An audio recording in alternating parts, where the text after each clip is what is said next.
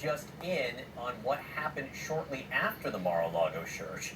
Former White House Chief of Staff Mark Meadows began turning over items to the National Archives. This is different, right?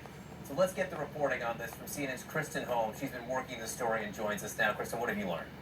Well, John, these are brand new details that show the level of interaction between Meadows and the National Archives, as well as what exactly he submitted. So sources tell our colleagues, Jamie Gangel, Jeremy Irv, and Evan Perez, and me, that within a week of that search in Mar-a-Lago, Meadows submitted text messages and emails to the National Archives. There was less than a dozen emails. Now, this was actually part of an earlier request for all electronic correspondence that falls under the Presidential Records Act. And what's interesting here is that the archives realized that it hadn't gotten everything from Meadows when it saw what Meadows had actually turned over to the January 6th committee. And that's when they started putting in that earlier request.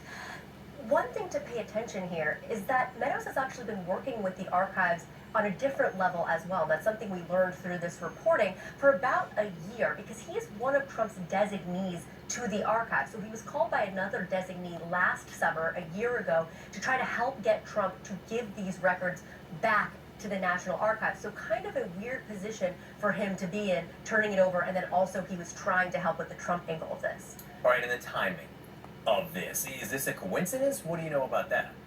Well, that's obviously the big question here. Now, we have one source familiar with the matter who says that this is totally a coincidence, that the search had nothing to do with Meadows' decision to turn over these correspondence. But another source, who is also familiar, said, could be a coincidence, but we did get far more after the search than we had ever gotten before with this request. All right, interesting. I'm sure there will be more reporting from you and your team on this very subject. Kristen Holmes, thank you very much.